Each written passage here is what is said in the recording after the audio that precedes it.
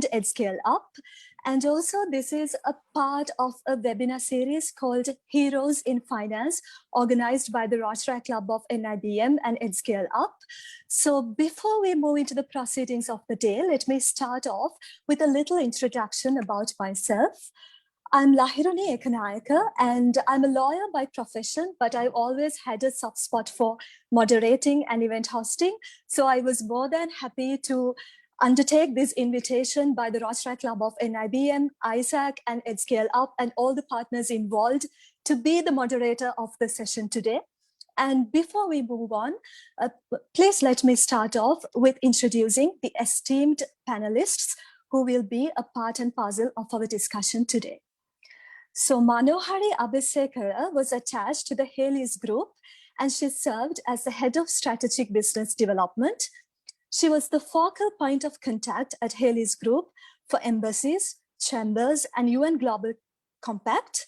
She's also a prize winner at CIMA Finals Strategic Financial Management, and she's currently serving as a committee member of the CIMA UK Global Member Engagement Committee. She was selected to represent Sri Lanka by the US State Department in the Fortune Mentoring Program for Female Leaders. Manohari, it's a pleasure to have you here with us and looking forward to hearing from you today. Thank you. And up next is Soumya Sudarshan. So she's a senior finance professional with over 25 experience in the field of finance, having worked with some of the biggest multinationals and blue chip companies in the country with a demonstrated history of working in the EMCG industry. Her areas of specialization being implementation of corporate financial policies, financial planning, risk and treasury management, and she's currently working as the Chief Financial Officer of Vaitilingam & Co, pioneer manufacturer in steel roofing in Sri Lanka. Soumya, welcome to the panel. Thank you. And up next is Sahara. So she's the director of PricewaterhouseCoopers Sri Lanka, and she's heading the international development practice of the firm and is the diversity and inclusive lead for the firm. She's a board member of the Women's Chamber of Industry and Commerce of Sri Lanka, where she heads the advocacy pillar. She holds a bachelor's degree in veterinary science from the University of Peradeniya and is a past finalist of the Chartered Institute of Management Accounts. And she was also recently invited to the Leaders Special event on women's empowerment at the G20 summit held in Japan. So I believe that we have professionals who have performed exceptionally in different fields joining with our discussion today. And to start off with the very first question of the day, I would like to talk about the different avenues that are available in the world of finance for individuals who are aspiring to join the field of finance and other related aspects in the industry. Manohari, can we start with you? Hi. So generally, when you say finance, traditionally people think it's an accountant's job, a number cruncher. But there are branches of finance. I mean, if you could specialize in corporate finance, you could venture out to investment banking, strategy, business development. So no longer the finance function is limited to a traditional accountant's or CFO's role. Even if you look at Sri Lanka, many of the CEOs of top companies are CIMA members. So there are immense opportunities if you're looking at finance. You need not be just looking at a CFO role, but there are many opportunities where you can look at investment banking. Sometimes you could merge two disciplines. I believe personally, the people who have like engineering and legal, they could combine that with the finance, and that blend makes you a very versatile professional rather than just focusing on one segment. So kind of have, like what you said, you are a lawyer and you like to do a moderation. So something like you blend a couple of industries and you be a good professional in the industry in the years to come. So no longer you need to be a number cruncher and an accountant 9 to 5. There are more scope for young professionals in finance. Sahara and Soumya, any thoughts on this? Can I come in? Very much like Manohari said, what I want to also say is finance, if you do finance, doesn't necessarily mean that number crunching is the only field, because just like Manohari, look, I also am not into number crunching per se, but if that is the area that you are looking at, coming from PricewaterhouseCoopers, which is a kind of a lots of accountants, accounting consultancy kind of work is being done. So the avenues that you would have, in addition to what Manohari said, is looking at, of course, pure auditing is a field of work, taxation, consulting in that field. Then you can also look at where we kind of going to advisory with regards to when you structure deals, public-private partnerships, it could be mergers and acquisitions, it could be where you come in as a consultant to help to structure those deals. In addition to that, if not, you could also look at where we kind of go in and look at other companies' finance functions and kind of help them streamline the functions. It's called finance function effectiveness within the firm. So there are different avenues that you can get into. In addition to that, if you look at myself, I do international development. So there, what we do is we even advise government looking at how do you manage public finances. Is there a way of kind of helping them, putting processes better in place?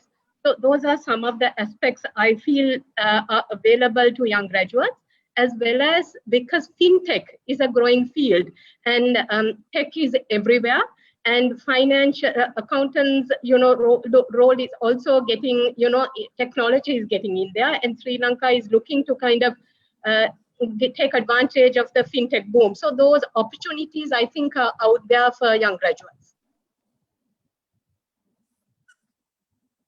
Yeah, I feel like personally we have come a long way from just sticking to one profession, as in like the most conventional ones when we say doctors, lawyers, and engineers, but where we have actually explored avenues to the extent where one can be so many things at the same time. And Soumya, would you be able to share your experience in this regard? Yes, like Manohari and Zara said, now in the current context, in the current world, I would say a finance professional role has evolved a lot from what it was maybe about 2 decades ago. So now if you look at it, most of these accountants with a finance background are moving into general management position. So like, as you said, like it's not only the number crunching accountant who was maintaining the ledgers and who was preparing the final accounts. Now they are moving into other areas, mostly general management, and also with a finance background where there is a lot of, I would say, importance given to ethics, compliance. I think most of the companies are actually preferring somebody from a finance background to head the businesses as well, because of the background that the finance professional comes from, because of the education, the compliance, and I think what I would say is I had worked in a pharmaceutical company as well. It was a pharmaceutical distribution company, and there at that time we came across certain unethical practices happening globally. And at that point, what we found is lot of companies, pharmaceutical companies, was preferring finance professionals to head their businesses, mainly because of this ethical compliance, because they felt that the finance education sort of gives a lot of importance to those areas, and they felt that they would make better leaders to sort of lead those businesses, especially where pharmaceutical area, which obviously was considered as a mafia and with so many unethical practices going around.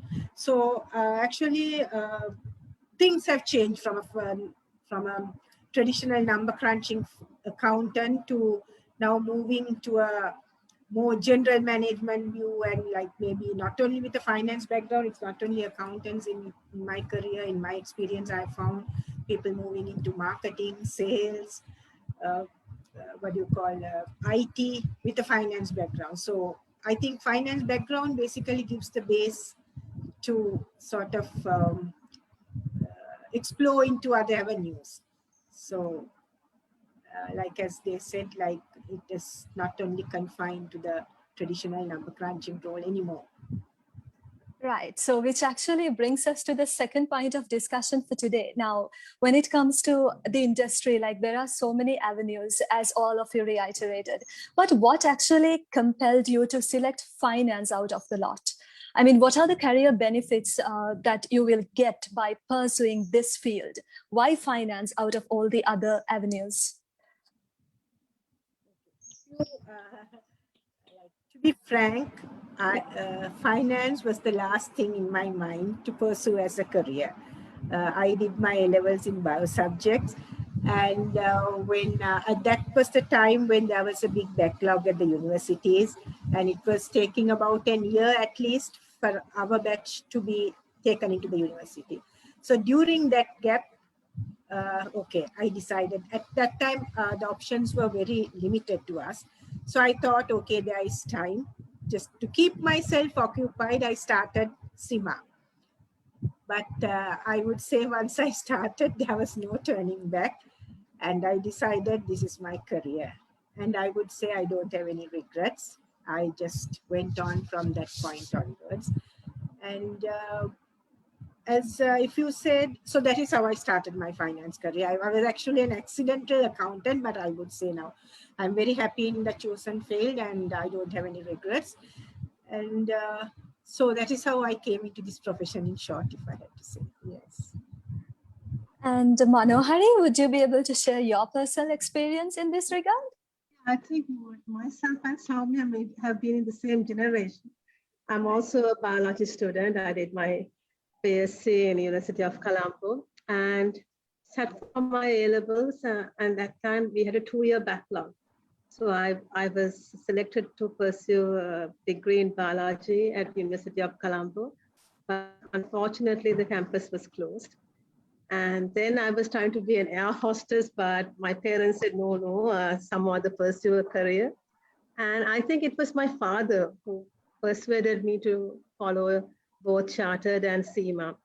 And like Soumya said, I have no regrets. I enjoy, I think when you have a science or mathematics background for your advanced levels, there is a definite advantage in doing commerce subjects like chartered or CIMA.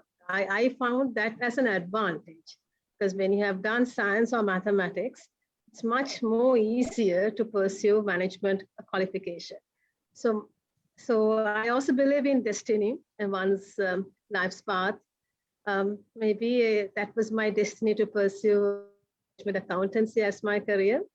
So perhaps yes, so it's the same fate as Soumya. So it's nice to hear her story. And so I also did my A-levels in 92, 93. I don't know, Soumya would have also done the same. It was early 90s, yeah, 90. Yeah. So nice to hear their stories. Thanks. So when it comes to Sahara, so she has done a degree in veterinary science. So Sahara, what actually made you change track? So very much the same story. Sorry, very much the same story as Soumya and Manohari. They are all definitely from the same era. Getting into the university, there was a 2-year gap. So we had very limited options, like Soumya said. So CIMA was one of the key options that I think at that era, everyone was pursuing as a professional thing till you get into university. So I had this 2-year gap. So again, this was not really a chosen career. I did science subjects and was awaiting to get into the university and pursued CIMA in the meantime. And since it was taking a long time, actually, I married in the final year and had kids soon after. So till my kid was 2 years, I didn't start working. I was at home.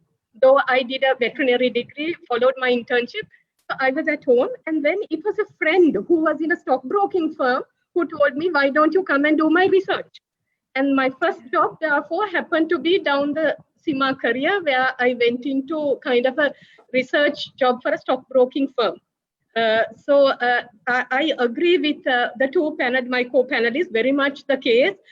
Look, science subjects, having that background. And if you ask me, do I regret doing CIMA? Not at all.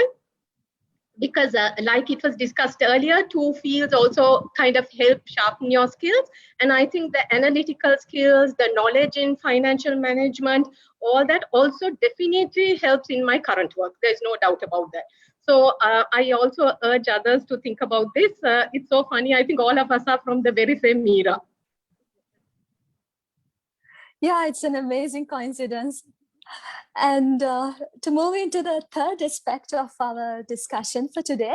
So what are some of the opportunities that are available internationally for those who aspire to join the field of finance? Because I believe that the young undergraduates who have joined with the discussion today, they might be interested to know about both local and international opportunities that await them. And since our topic is also about women empowerment and especially women's contribution for sustainable economic growth, what are your opinions on the tendency of women to pursue these avenues?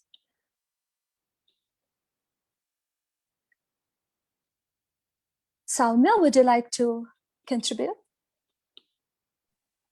Yes, Lahini, now, if you look at the opportunities in country for ladies in particular for the in the field of finance, I would say at the moment there are opportunities. There had been, I mean, we can see a lot of ladies being in the middle management position in finance.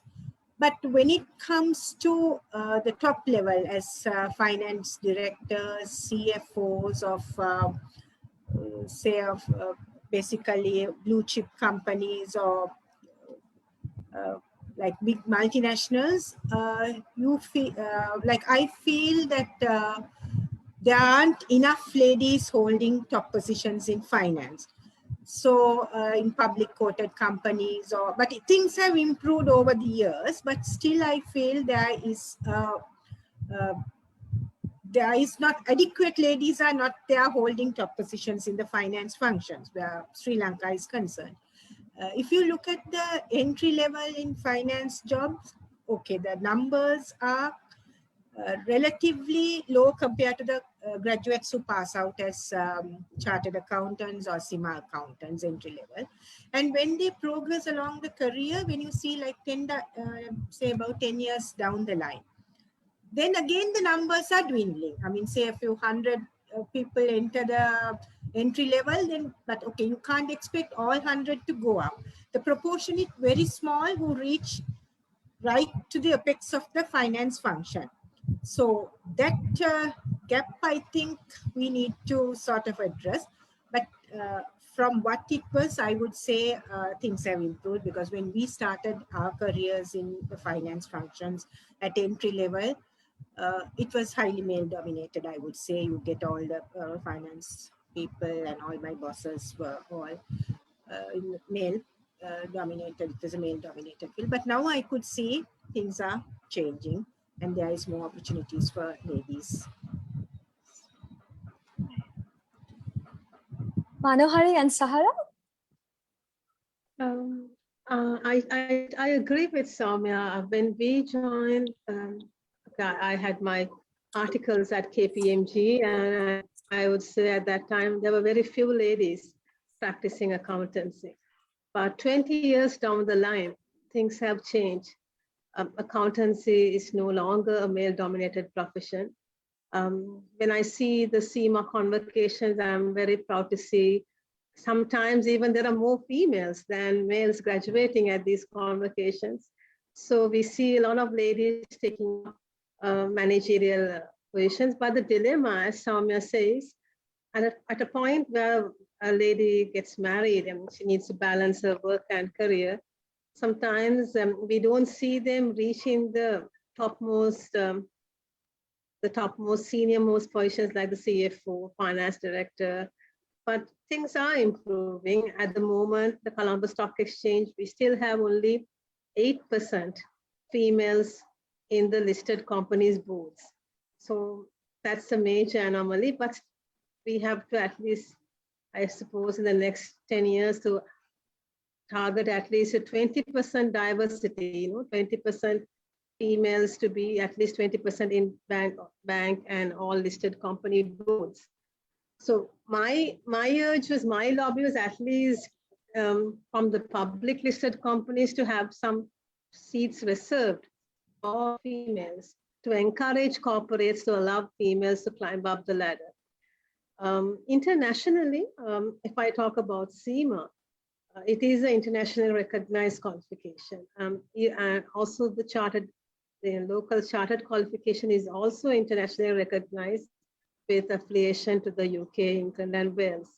So there are immense opportunities for youngsters to go abroad, especially UK, the Commonwealth countries, Australia, Middle East, and start a career. I mean, we have very successful accountants who have made their mark in these overseas territories. So I really don't think that there is, with the digital age, there are any major barriers. However, I think that work and family balance, and you need to have some kind of support, especially for a woman to take care of her kids. You need someone to support you, either your parents or some kind of support system. So the lack of support system sometimes lead to women sacrificing their careers. So that is what I think. But now for your generation, I don't see that as a major challenge. Sky is the limit, internationally or locally. If you have the willpower to succeed, work hard, you will create your brand. Thank you for the inspiring words, Manohari. And Sahara? I think Soumya and Manohari have pretty much captured what needs to be said. So basically, my take is also pretty much the same as what they have said. Within the space of the accounting field, I think there are a larger number of women.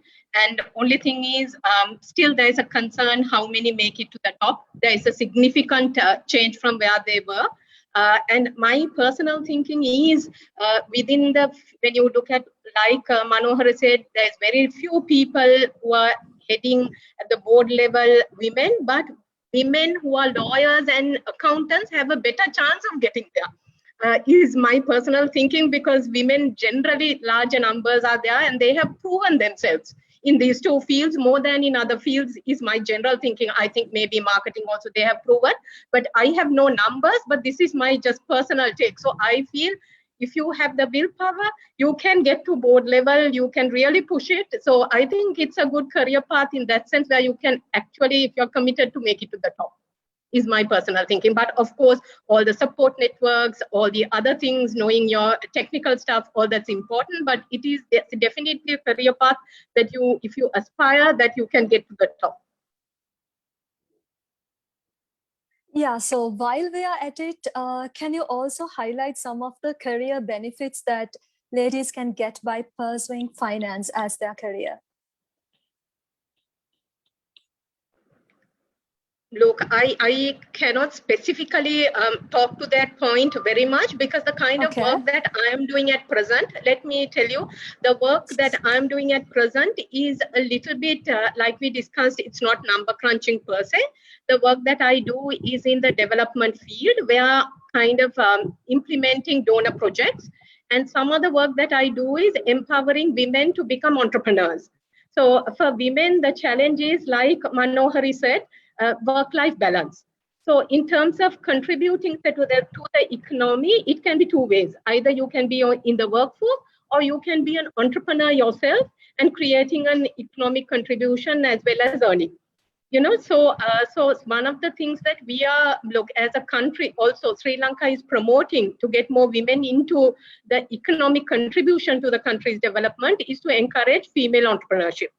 So in that sense, I am engaged a lot of work in trying to kind of improve financial literacy of women, small businesses, to understand how your business runs and to develop business plans, and kind of work with rural women entrepreneurs to kind of empower them.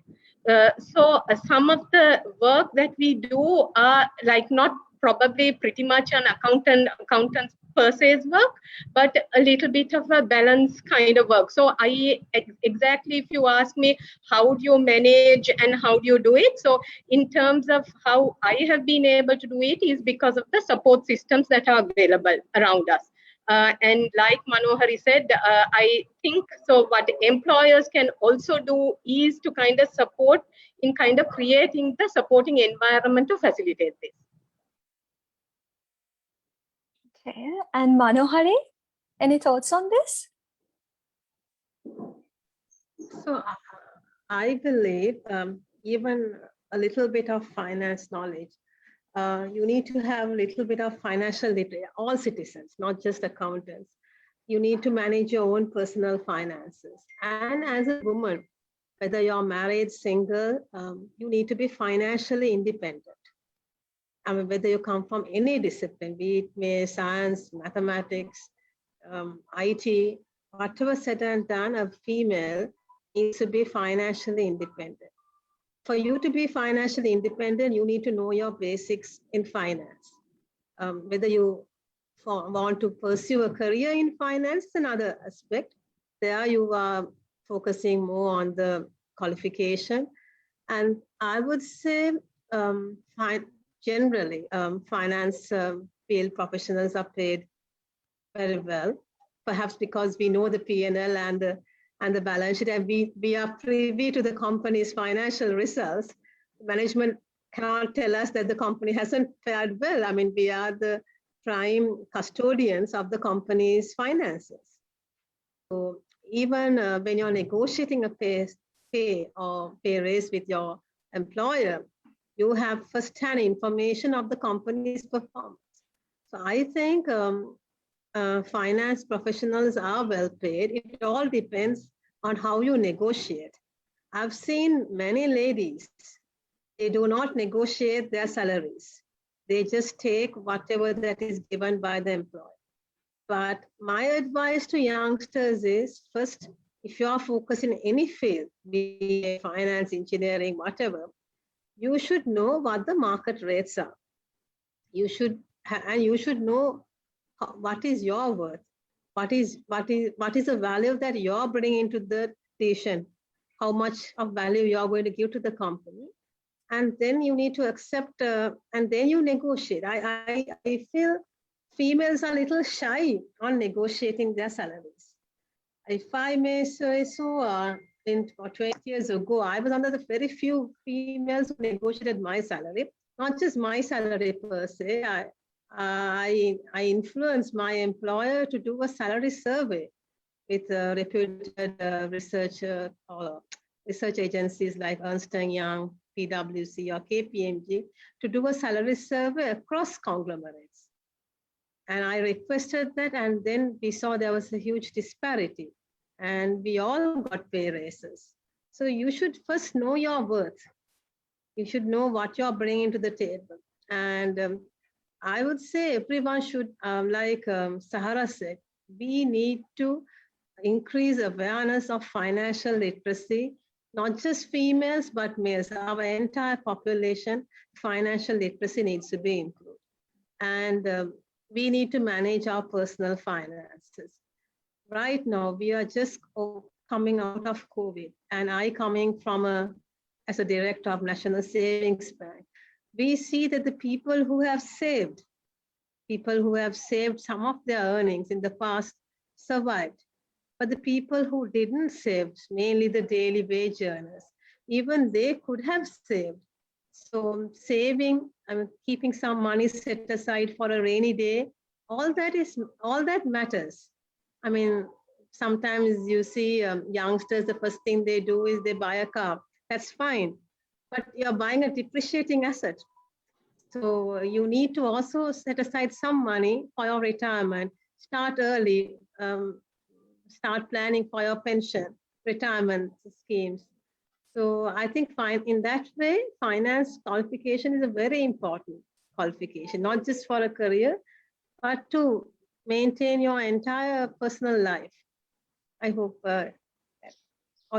that's fine with you, or you want me to elaborate? Yeah, I mean, that's a very powerful take-home message for like all the undergraduates out there. Because I feel like when you are in your undergraduate years, you feel a little lost in terms of what to do and in terms of like the skills that are needed in order to become a professional. But now I think that along with the feedback and the experiences that all of you have elaborated here, it would be really instrumental for them to gain a better understanding about the career prospects. So in terms of elaborating a little bit on what you said, like, do you have any suggestions to improve the financial literacy of undergraduates in terms of the avenues that they hope to pursue? Well, I would suggest even some other that undergraduate is following, there needs to be at least one module dedicated for finance, so that especially finance for non-financiers. I think even CIMA, I know, conducts several courses to just give the basic understanding of finance. I mean, it's not rocket science, it's pretty much an easy subject to understand, but you need to, and financial literacy and financial independence. Those are the two words that we need to really master at a young age. And even I regret going back, I should have started saving much earlier, but because the moment you start saving for your pension, for your life insurance, the premiums are much lower. So you start early, you save, and then you have a pension fund when you grow older for your retirement. So even your retirement needs to be planned whilst you're young. Gone are the days that the retirement is 60 or 50 or something like that. Nowadays, especially in developed countries, people take early retirement. They work hard for 20 years, and then by 40, 45, they take a break, and then they travel the world. So retirement also is not just a number that you think, okay, I know most young might think, okay, retirement is another 30 years away. Why should I be bothered? But no, start even, start saving a little bit, even while, okay, from your first job at least. Financial literacy, I also think the chambers have a role. Ceylon Chamber of Commerce, especially with the private sector and the public sector, they could join hands. And I think it should be also policy mandate of the government to increase financial literacy. I know from a bank perspective, we try to provide financial literacy for our microfinance, SME entrepreneurs. Just because they have an idea doesn't mean that the business would succeed. You need to have a little bit of financial literacy to have your budgets done, to plan your expenses and revenue. So that's what I think. I think financial literacy, and we still have a long way to go. Although Sri Lanka is the second largest accountant base outside UK for CIMA accountants, I still feel across the society, up to the grassroots level, we need to increase the awareness of financial literacy. And if I may quote even our Lord Buddha, he himself have quoted to say at least save 1/4 of your earnings. So you have to save for a rainy day, so that's my take on it. Yeah, thank you so much. And which also brings back the primary question that we had in terms of career benefits that women may get while pursuing a career in finance. Soumya, what is your experience in this regard, both generally speaking and when it comes to ladies? Finance as a career, there are, as we spoke earlier, there are so many avenues where you could pursue according to your liking with a finance background.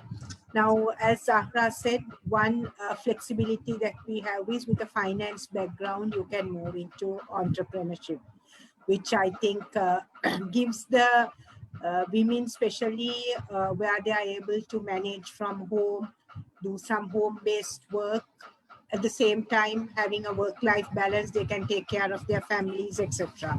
So that kind of a benefit is there from a finance. If you have with a finance background, you're able to pursue sort of your own business or whatever, something that interests you at the same time where you can have a decent income. So that is one benefit you get. And also, if you look at it, there are a lot of career options, as we spoke. By pursuing a finance degree, you can move into various other, when I say other ways, you can become a marketing person, you can become an IT person, you can go into selling, sort of those type of things like strategies, even corporate communications, and maybe one day end up as the CEO. So there are a lot of career options for a finance person, I would say, compared to maybe if you have a certain degrees are limited. I mean, you don't have much options to go. But with a finance degree, I think you have more options to pursue. And then, as you said, obviously, like Manori said, the earnings. There is a high earning potential when it comes to a finance job. When you're in an organization, as she said, being the custodians of the P&L, we know where the company stands. So obviously, the finance professionals are able to, they are in a better platform to negotiate their wages, the salaries, when it comes to maybe their performance appraisals and all. So that is one way, obviously. And also, I think, compare most of the finance jobs, I would say, they have a lot of earning potential compared to some other jobs. Especially even entry level, I think for a finance professional is a pretty decent income you can earn. And also, I would say you have a balanced lifestyle also. You can maintain being a finance professional. You can choose what you want to do. You can stay in office. You don't have to go out to the field or do sort of meet clients or something like that. So you can choose what kind of a work you are going to do where finance is concerned, and at the same time, maintain your work-life balance as well. And also there's a lot of flexibility with finance. Obviously, you can opt for a consulting job. You can stay at home and do some consulting, doing some tax work, sort of. So that kind of a flexibility is also there when it comes to a finance function. Obviously, I think lawyers also have that flexibility of doing it from home. So like I think Zahra also mentioned about the finance and the lawyers, certain things. Okay, so that flexibility is there when it comes to finance professionals. And also it is a very challenging career. You perform, if you think out of the box, and if you can perform, you can always go up in the career ladder. So basically, I would say these are some of the benefits that you get by pursuing a career in finance. This discussion actually makes me realize that like when it comes to subject of finance, it's a very multidimensional role that comes with a lot of challenges, but at the same time, the benefits are very much multidimensional as well. So yeah, I hope that all the undergraduates who are joining with us today, the young professionals, were enlightened by this discussion that we had along the terms of career development. And with that, in terms of highlighting the topic at hand today, with regard to women's contribution for sustainable economic growth. As far as I remember, Azra mentioned something about her involvement with donor projects. So probably she might be able to enlighten us a bit about sustainable economic development and women's contribution towards it. Azra? Yes. When we are talking about economic development, like you said, look, sustainable economic development means about developing the economy and making sure that resources are also left for future generations. So we are generally talking about so that we are not using up all the resources. So you are being conscious about the environment, you are being conscious about people, then while you're looking at the bottom line as well. You know, sustainability generally means that, so that your people, planet, bottom line, you know, prosperity or profit, all three are kind of taken into account and you're looking at it. So in terms of economic development and then women's role, that's what you asked me. So in terms of when you look at Sri Lanka, what we know is women's participation in the economy is low. It's only about 35 to 36% that women contribute towards the economy. And a study has shown that, look, economic contribution is only 29% and it's among the lowest in the region. Sri Lanka. So there is a huge potential because at present, I think women are a little bit more than 50% of the population in Sri Lanka. So we have this resource where we have more than 50%, but we are not utilizing. So if Sri Lanka is to develop and grow and become a sustainable economy, women's participation is crucial. And the government also actually has identified this, and it's a mandate. And recently, I believe there is even a parliamentary select committee set up for women's engagement in the development of the country. So government have also identified, so it's an ideal time for women to kind of get more engaged in economic activity, either through working or through, what you call being an entrepreneur, because there'll be lots of support systems. As I know at present also, there are certain support systems to encourage women to become an entrepreneur, certain loan schemes that are promoting local women entrepreneurships. So therefore, there are advantages in that space as well. So as a nation, what we are looking at is to kind of attract more females to the workforce.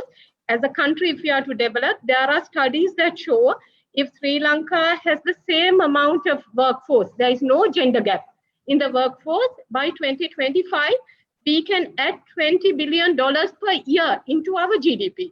So that's a huge, so as a country, if we want to prosper, we want to, as women, when we are getting educated, you need to be making a contribution to the economy rather than not making use of the education that you've gotten it. And the good thing, like I think Soumya and Manohari elaborated, is if you don't want to go to work, you still have options. You can be an entrepreneur. If you have put in certain number of years of work, you can be a consultant. And the good thing is with the pandemic, what everybody has come to realize is working from home is possible. Look, everybody was, we were kind of going so much for flexi working hours. And actually, the good thing that the pandemic brought about is to show that flexible working can be done in a proper way if you manage it. So for women, it's a win in that sense. What we have been advocating for, we've gotten it. So we need to kind of make use of it and be able to contribute to the country's development. Obviously, women have a huge role to play in this development of this economy of this country. And I think that's my, so having said that, so donors are also working in that space. So like I said, so some of the projects that I'm working on are looking at encouraging females to get into the IT field. So where we do certain programs to go to schools, encourage girls to, because this is a new era and an industry that is growing and everything is being digitized. So IT is a field that women should be looking at. Also looking at encouraging female entrepreneurship and financial literacy, like Manohari said, people who came to some of these trainings are people who are even architects. And she said, look, just like Manohari said, look, finance should have been a course subject for me because I just learned this through this. There should have been some finance learning for me because this is in everybody's business. Even as a lawyer, when you're practicing, I'm sure you need to know how to manage your finances. If you are a lawyer who goes to courts and earns, then you still, financial management is part of your profession. So in that sense, it's an important area. And just to let you know, so I think females have a huge role to play in these countries' economic development. Okay. And I'm so sorry about mispronouncing your name earlier as Astra. So yeah, won't happen again. And while we're at it, Manohari, any thoughts on this about women's contribution towards sustainable economic development? I agree 100% of what Sahara said. Sri Lanka, I don't know, we're still a developing country with a $60 billion economy. And if you look at, we still rely on sending our mothers to Middle East to work as housemaids to earn $7 billion as foreign remittances. If we could stop that, if we could retain our mothers or sisters rather than sending them to these domestic housemaid jobs, either by creating opportunities in Sri Lanka, providing them entrepreneurship, some kind of opportunities, or upscale them to look at like skilled jobs like nursing, or some, rather than just sending mothers, because it destroys the social strata of your home. And So although they bring in about $7 billion as foreign remittances, we are still surviving pathetically, still on this slavery of sending mothers to Middle East and other countries. Another point that we are still, we need to know is that apparel, okay, that's the second largest foreign exchange earner apart from foreign remittances. There again, we see about 70% of the lower level is entirely dominated by females. Even our tea, although we boast the finest tea of the world, it is also done by a lady who is, I mean, I've been to these estates because at Hades, we own a couple of large tea estates. These ladies, you know, they wake up at 4 o'clock, they cut their teas and then they come back.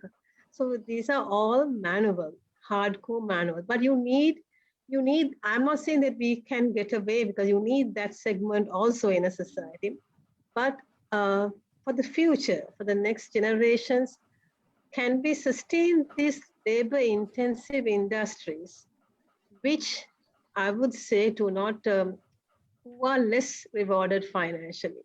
I mean, they are coming at it from a financially disadvantaged societies. So are we to sustain this patriarchal society, the labor-intensive master-slave relationship, or we allow them to be entrepreneurs? Now, even from the plantation industry, what we advocated was whether we could segregate these large estates to plots where the employees, the workers, can co-own a part of their own plot and become entrepreneurs and sell their tea to the tea factories. So something like what is happening in the lower level, like I'm saying in down south, that is happening in down south, but not in Norelia or in Hatton. But what are we to do? I know, although even those 30%, as Sahara says, is the female contribution to the economy. Out of that, I would say about 70 to 75% is the manual labor group. So would our young undergrads or would that be the future of our, I don't think we should aspire to be that. We should allow our mothers or sisters to, you know, come up with their own talents. You know, I've seen even right now, because of COVID, even some educated professionals are starting to look at their passions. They've gone into bakery business on social media. They're highly successful. So we can start something on your own. But what I feel is, why are they leaving this country? Why are women leaving this country? Because they are not getting the same dollars or same level of remuneration, because the government and even in the private sector, the wage levels are very low. And on the other hand, the companies also can't afford to pay. Even in the tea, right now, there is 1,000 rupee a day.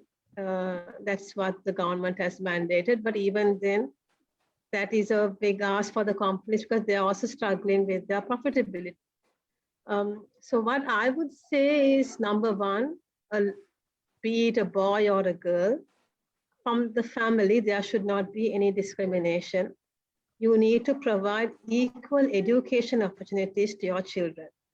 And education is one of the greatest equalizers of the societal inequalities. I think education is one weapon that we all have to break these social barriers. Second is the fluency of English language.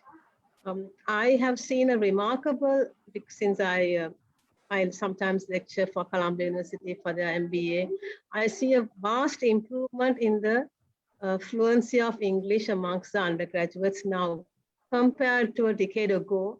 You know, when we were going through university at that time, they tell us, okay, that was looked at as, okay, you girls are from the Colombo Society, and there was kind of a little bit of a hatred against us. But now I think the young generation knows the advantage of a link language, English, which is a link language, not just linking the society stratas in Sri Lanka, but also internationally. So finance plus the fluency of English, I think can really take you to. But apart from that, you need to have good value set and ethics. Just that is one area I feel that the undergraduates are missing, because right now you all want to aspire to have a job, a fancy salary, a good car. All those are very materialistic benefits. But there's another side for a finance professional. You need to have a good integrity, and you should never ever compromise on it. So you need to have the guts to say no, even to your superiors.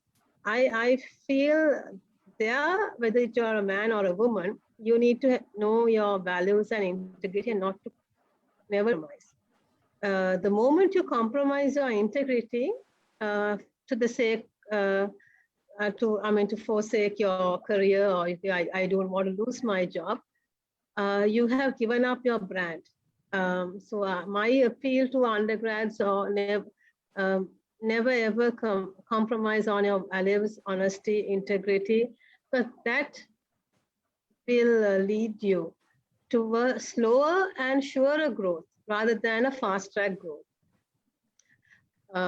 I can convey, when I was studying for my master's, one of my dear friends, he was, I think, working for one of the Selinco group, and he was a financier, but he got involved in the Selinco scandal. But he had just signed a few vouchers authorizing some payments to his superiors.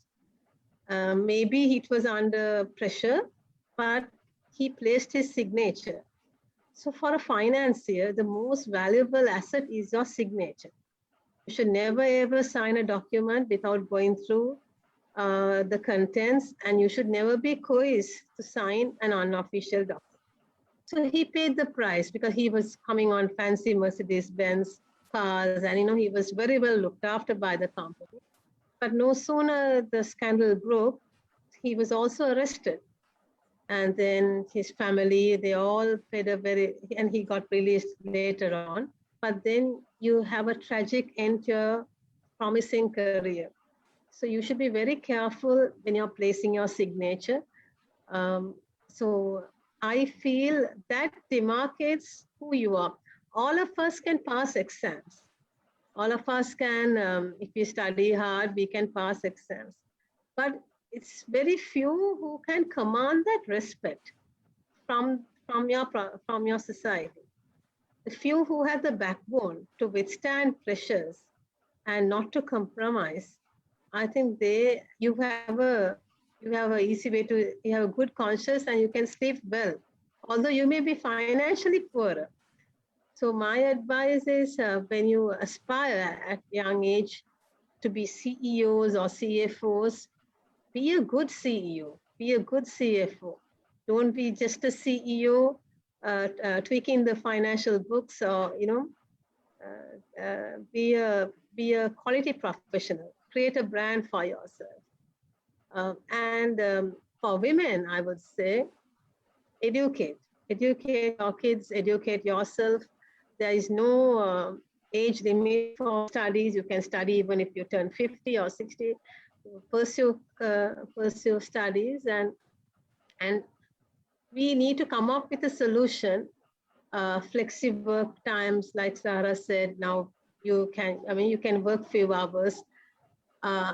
It's a very sad story, but today's housewives, I would say at least 10 to 15% are doctors, engineers, accountants who are staying at home to take care of their families.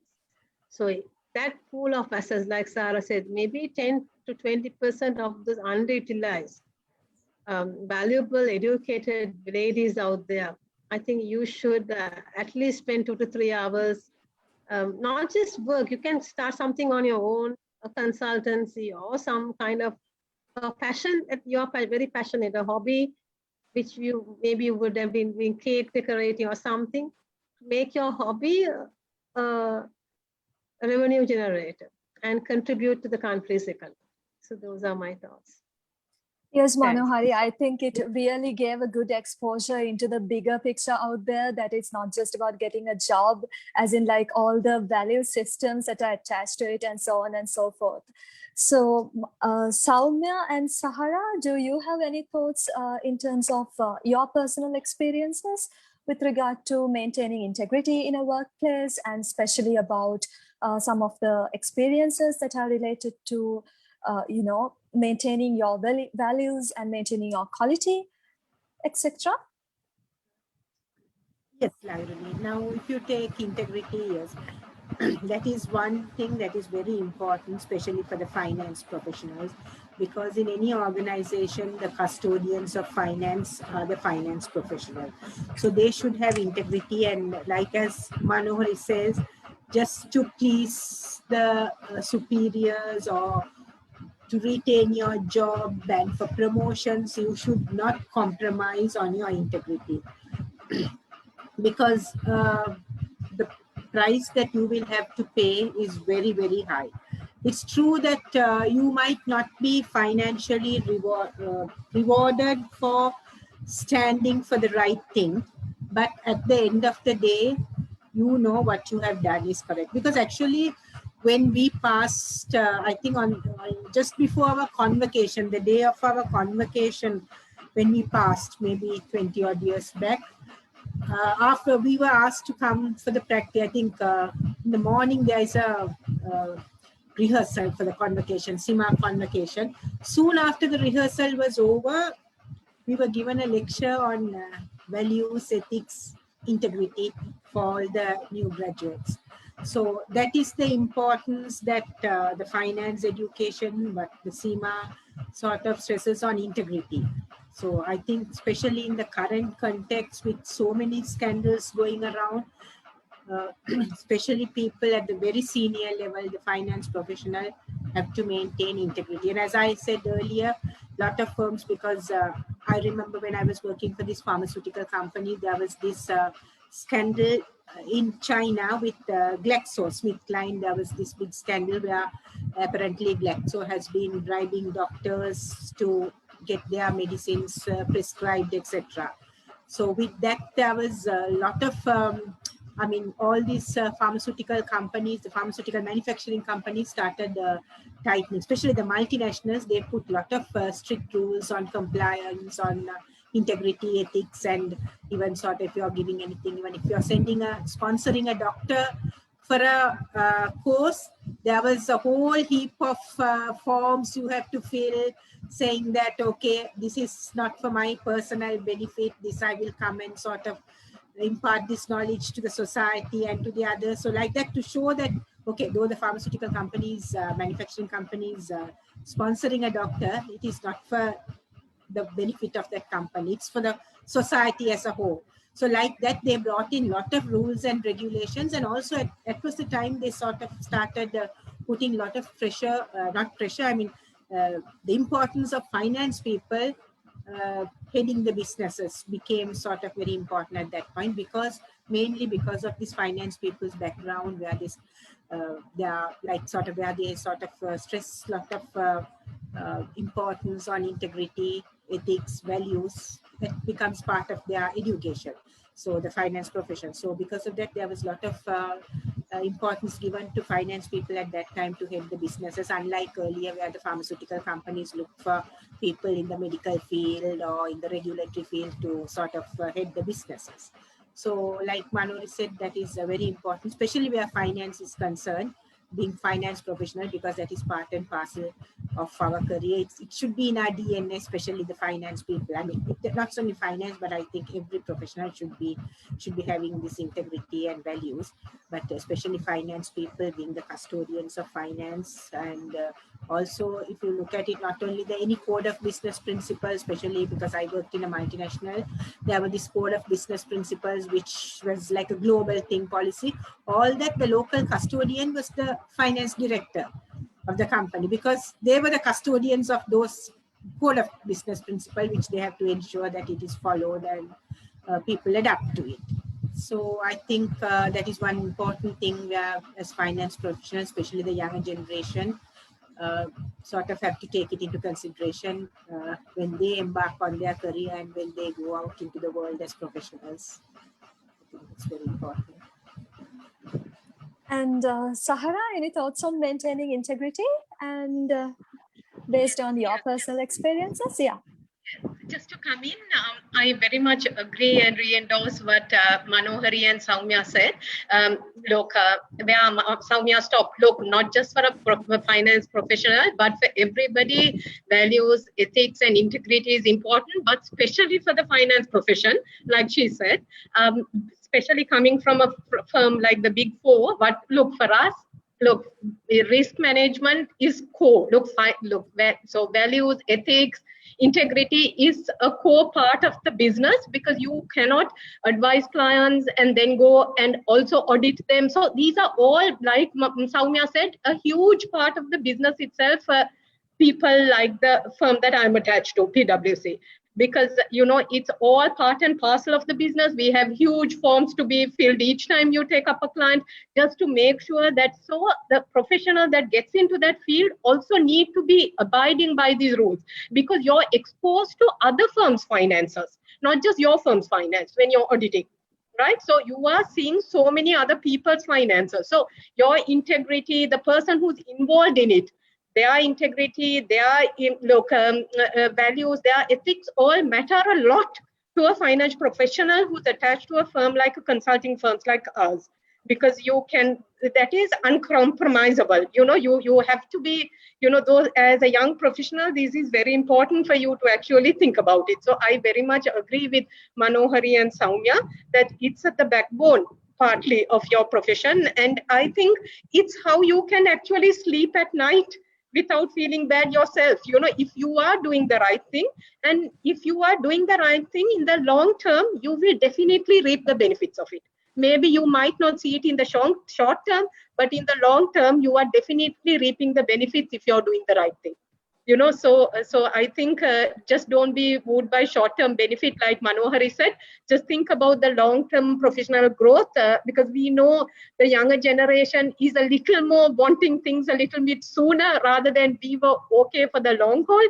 But society is changing, but also be conscious about the fact then about ethics and values and integrity part as well. That's what I have to say as well. Thank you so much for the valuable feedback from the three of you regarding the importance of maintaining integrity. I'm sure that sheds so much of light on the younger generation who is aspiring to join finance, and especially any other career. Like, even though I come from a totally different background, like, this made me realize the importance of sticking to my values and my integrity as well. And now, before we move into the next question, I would like to make a small announcement. There's this Google form that is sent to the chat box asking all the participants to confirm their presence. So I kindly request all of you to confirm your participation by filling out the Google form. And going back to the focal points of discussion for today. Now, being female financial leaders who have excelled so much in your particular fields, what are some of the challenges that all of you encountered in your journey towards success? We can start with Manohari.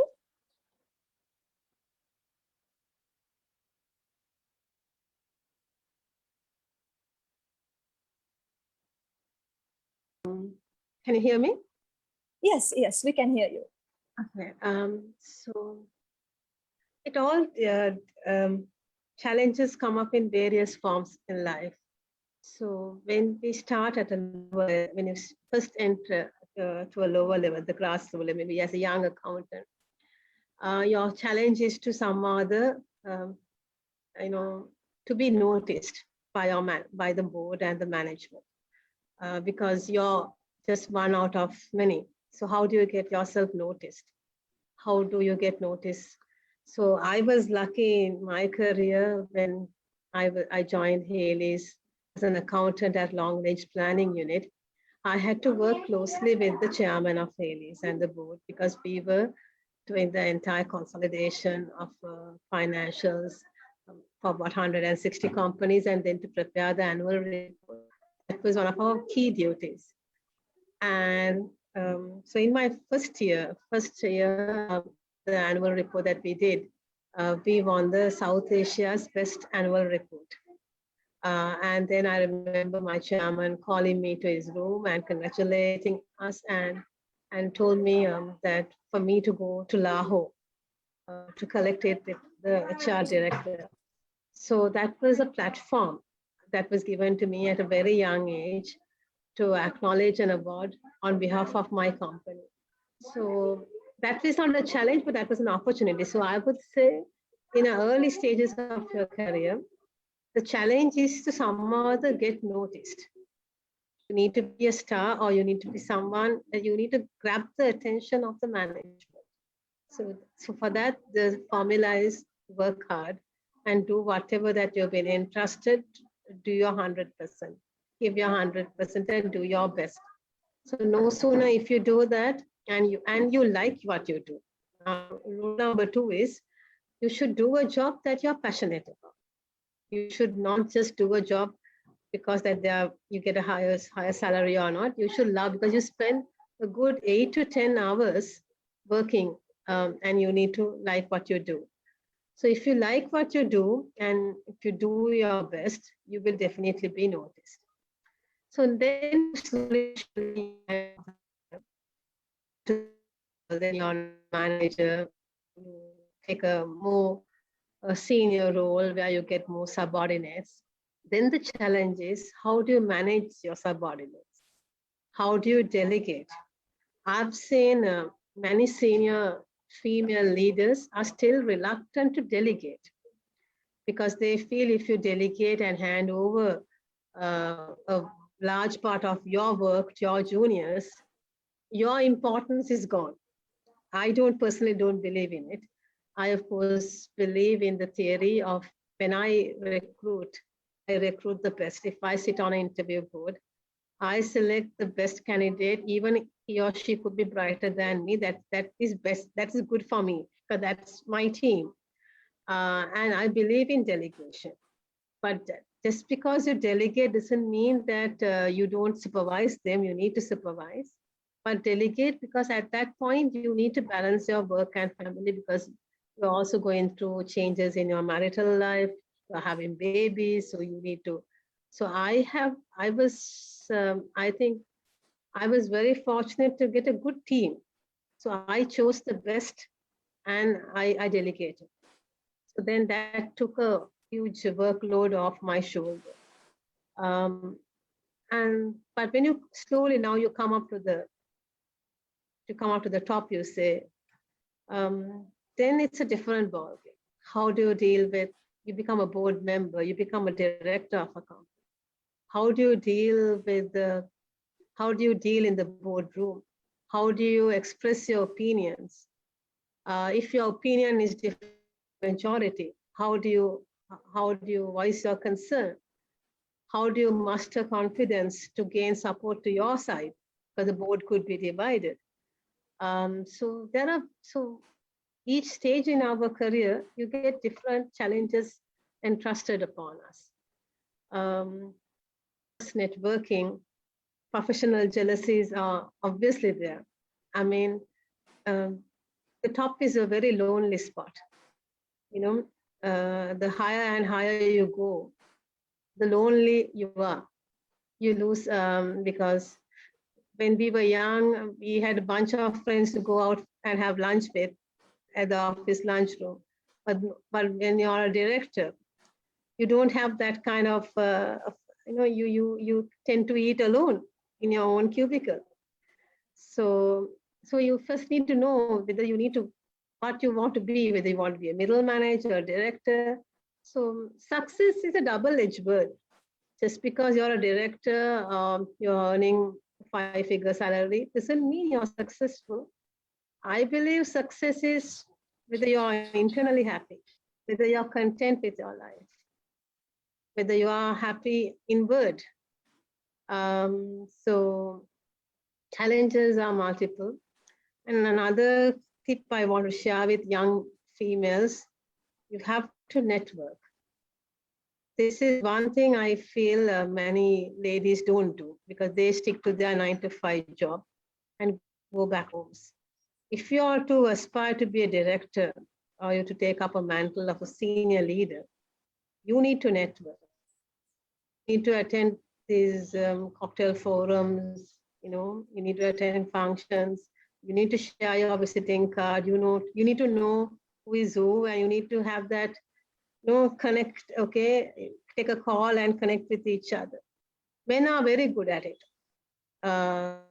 They play golf, they go to all these clubs, they have that informal interaction, which is a must if you are to be you need to have that kind of network. Not that you need to have, what I'm saying is you need to have that. Just because you're good at work doesn't mean that you could be a good director either. Apart from working, you also need to be part of that culture. You need to be, I don't know whether I reveal what I'm saying, but you need to do that networking, which I feel many ladies shy away. They don't spend enough time networking. So for me, I was very fortunate because I've attended a lot of SEMA events. I got involved myself in a lot of voluntary work at SEMA, Chartered Institute, with my University of Colombo MBA. So I volunteered out myself so that I was recognized outside my Haley's brand. I was Manohari Abhesekara, not just because I was from Haley's. So you need to create your personal brand. And I had to thank SEMA, who gave me the courage to even contest for elections. So I've contested thrice, and most recently also I had to contest for an election. That is also a very challenging thing to, for contest for election. There again, you need to be well regarded by your peers. So I would say, so your question of challenges, it varies in each stage in your life. At an early stage, as I said, you need to be, you need to be noticed. Then when you get noticed, you need to manage your subordinates, you need to delegate. And when you go to the top, a lot of politics, networking, professional jealousies, all that is there. There is a glass ceiling, although some ladies say there is not. I, of course, have personally felt there is a glass ceiling, but we can shatter it. We have done it. And I think the younger generation will definitely shatter it more. Thanks. And Sahara, any thoughts on this? I think since Manohari has clearly kind of elaborated at different stages, look at the startup stage, what are the challenges, how do you get noticed, and then when you go, how do you manage your subordinates, and when you go to a director level, how do you kind of maintain that and be regarded. So I think she elaborated very clearly on that. So I would like to take a different aspect of challenges, so that kind of just talking on a personal scale also, as a woman, when you're moving up, how are the challenges, what you deal with, kind of, because look, in addition to the professional side of things, you have to learn to balance the home side of stuff, because as a woman, because of our traditional ways of how, still lots of the household caring responsibilities, all that somehow happens to fall on the woman. So you have to learn to kind of, okay, what are the challenges? Because sometimes you're expected to do certain things, so you're that supportive network from home, a supportive husband, supportive children, and if you're staying in an extended family, all of them also, so there are pros and cons in all these things as well.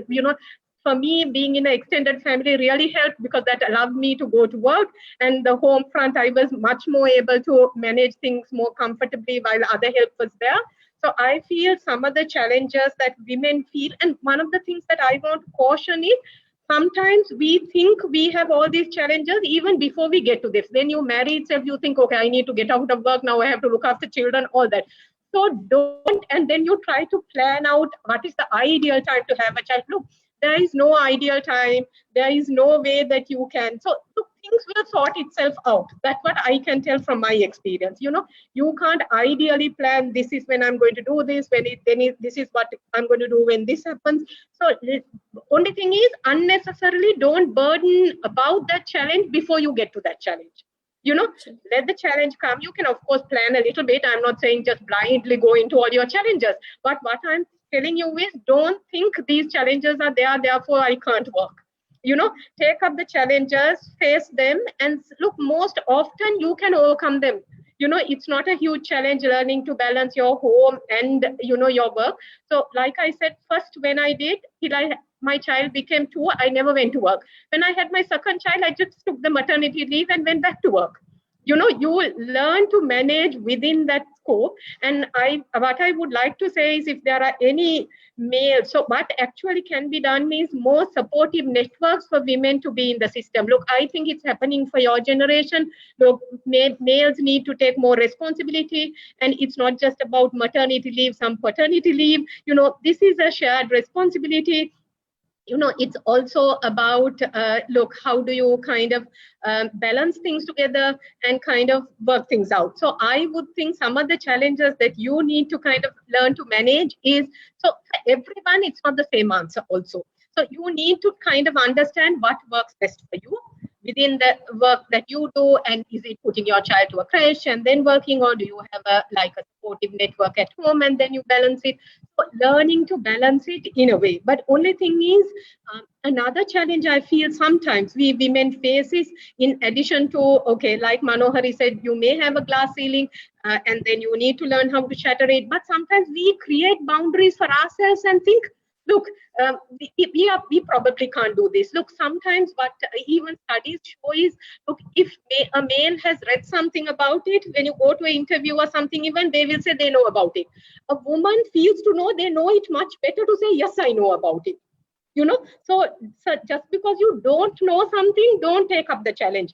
Lots of things I've learned through the job, not that I knew it beforehand. So you take the challenge up, and if you put the effort and learn to deliver, then you can. Lots of things can be learned through the process if you have the confidence, if you have the courage, and if you want to learn. So don't necessarily pass up opportunities. When opportunities come your way, take it up. So those are the kind of things I would like to leave with, because I think Manohari touched on the other point.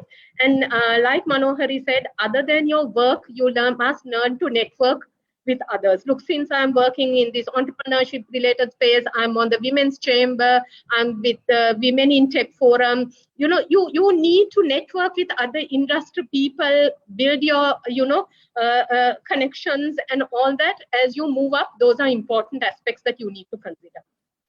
Yes, Sahar, I totally agree with your opinion, because what I have also observed is that most of us, before jumping into the water and swimming, we kind of have all our assumptions about how black the water is or how deep it is and how we are going to drown ourselves. So we need to let go of all these assumptions if we are to balance everything and find out our true potential. And just as Manohari reiterated, it is also extremely important that we actually step out of our comfort zone, engage ourselves in networking, and kind of try out and see what really awaits us. And with that, I would also like to have the opinion of Soumya with regard to her experiences in terms of the challenges that she has encountered. Yes. Soumya? Yeah. Laharini, okay, I also had my share of challenges. I think everyone has the share of challenges from the starting point onwards. It has been, our careers are very challenging. Like as Manohari said, when we go into the company, obviously we have to prove ourselves. We have to be accepted because we are going into a new crowd, a crowd who has already been with that company for a few years, who have established themselves. So we are going as new entrants. So we have to prove ourselves to be accepted. So that is the first challenge you face. So you work out that, and then you get your career progression comes, then there is a lot of competition comes. So once again, that is another big challenge. You have to you have to accept that challenge and see how you can manage it. Then when you come to your middle management level, then it comes your marriage, children. So that is another big challenge where we have to balance work-life balance home as well as work. So working late hours, at the same time we have to ensure that our family life, the children are not neglected. So as Zara and Manohari sort of spoke, family support is very, very important at this point, especially for us women, because I would say I was lucky my parents were there, so I was able to sort of spend time at work. At the same time, I ensured that my daughter got all the attention. So, so that family support, especially in our culture, in our society, I think that is very, very important for a woman to succeed in her career. And also to overcome all the challenges, family support is very important. The husband support, maybe the extended family, all, then the children, all have to support her. Then when you go up, like Manori said, there is professional jealousy. Then you go to high levels, obviously there is forced ranking, one person will be selected, so there is a lot of professional jealousy. Undercutting will be there, which are all accepted. So each step has been a challenge, and you have to manage the challenge in a very professional way, so that so no one is affected. But at the same time, you maintain and you ensure that you get what you want. And also what I feel is when it comes to us, we as females, I feel that though we are better negotiators than men when it comes to promotion or when it comes to our pay scales, I feel that we are not opening up much. Because I think that there is a bit of a like discomfort. There are females in a discomfort zone. They feel, okay, you raise your hand up and try to speak up, whether you will be considered as like, what do I say, whether you're bossy or whether you're considered as an alpha female or you're masculine, and why you're talking all this. So I think that kind of a thing is there, but things have improved from what it was. But I still feel we as females can open up and challenge the status quo when it comes to the gender gap and whether there is gender diversity is concerned. So that is, and also what we feel is, what I feel is, like I think Zahara also spoke, when it comes to males, if they want to take a position or whatever, even if they're 40%, 40-50% ready, they accept it. But when it comes to females, even if they're 80% ready, they are not, they feel uncomfortable to accept it because they feel that they are not 100% ready. So that kind of a sort of difference is there. So these are all these challenges that are there, but I'm sure that especially the young and the new generation will be able to handle it much, much better than what we did a few years back. So professional life itself is a challenge. So it depends on each one how well they are able to handle. And also the family support is very, very important, as well as the team support for any professional to manage the challenges they face in their career. Yeah, so I think that actually brings us to the end of the discussion today, because we have pretty much covered a lot of aspects with regard to women empowerment in the finance industry, the career opportunities that await the young professionals and how to survive there, and all the soft skills that they need. Also the importance of sticking to your values and integrity, and so on and so forth. So before we wrap up, I would like to have one final question. Now, when it comes to the finance industry, even though like when it comes to women, there's a larger population in Sri Lanka compared to men, we still see a lesser number of ladies taking part in jobs that are related to finance. Now, in such an instance, when all of you were also going along similar lines and getting involved in the financial industry, was there any particular support that you received from your male counterparts? How did the experience feel? Any one of you would be, if you have such experiences, can speak up now.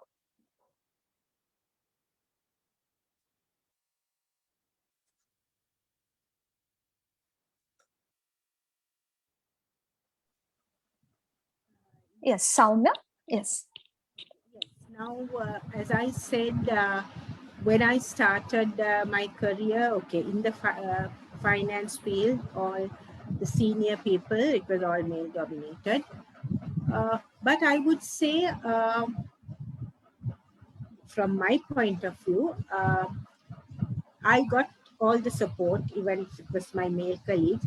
They supported me whenever I needed help. They supported me. Okay, when I had to go on leave or when I have to be out of office, they did support me. And also, when it came to my bosses, also male bosses, I think they did encourage me to do whatever. They gave me opportunities also to prove myself. And I would say at that time when I started, uh, when opportunities were given at time, there was, I wouldn't say that there was a discrimination between female or male. They selected the best. Whoever they felt would fit into the job, who they felt is a better performer, regardless of it, whether it was a male or female, they gave the opportunities, I would say. But when you go up in the career ladder, I wouldn't say I didn't, to be frank, I didn't face any discrimination, but I could see some of my colleagues, maybe in different functions, they did face gender discrimination, which it was obvious. So maybe I think I would say I was lucky, or maybe I was at the right place at the right time, maybe. So when it came, there was no male discrimination where my career was concerned and a certain position. But I wouldn't say that, not that it was not there, it was there. I felt some of my colleagues were discriminated purely based on gender when it came. And also another thing, even if they were not discriminated, there were certain things, because being female, they had to let it go, especially when it came to overseas assignments, secondments. They were not in a position, because unlike the male colleagues who were able to immediately move to the region, to one of the countries in the region and take up the position, because moving to the region was part of a career plan now, especially when it comes to a multinational. Moving to the region and working there for a few years is part of your career progression. But what happens is when it came to females, in my career, where I noticed that hardly any female took this, especially married, having kids, they did not take up the position, mainly because they were not in a position, obviously, because they had to go alone. Obviously, their spouses were not in a position to give up their jobs and move to another country for 2 years. So they can't leave the children. And if they take the children and go, there is no support to look after the kids. So there were people who just let the opportunity go when it came. But when it came to the male colleagues, everyone whom I knew took up the challenge, went, and obviously they were able to go up in the career ladder. So there was this kind of a discrimination. I mean, that was not a discrimination in the sense, obviously it was not purposely, it did not come from the management or something. But because being a female made this, they could not take up this challenge and move to a region and work unless you were a single person, not married, you were living with your parents, so you were able to go. But otherwise, what I found was they never took up this challenge, most of the ladies. Okay, So Soumya. Yeah.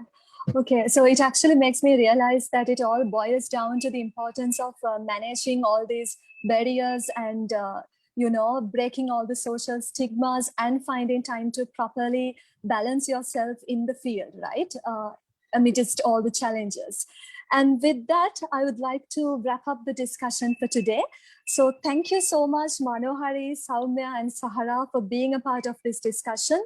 I'm forever grateful to you for taking time off your busy schedules to be here with us and to share your knowledge and experience. I learned a lot, and I'm pretty sure that all the undergraduates out there also learned from you as well, because it was not just about finding a job in finance. like the discussion branched off into a lot of aspects. And also, I would like to thank EdScale Up, as well as the Rotaract Club of the National Institute of Business Management and ISAC, and all the other organizations that partnered with us in order to make this venture a success. And also, before we wrap up for this evening, I would also like to remind you to stay tuned with us for the final part of this webinar series scheduled for tomorrow. Until that, have a pleasant evening. Thank you very much. Thanks, Lahirune. Thank you. Thank you.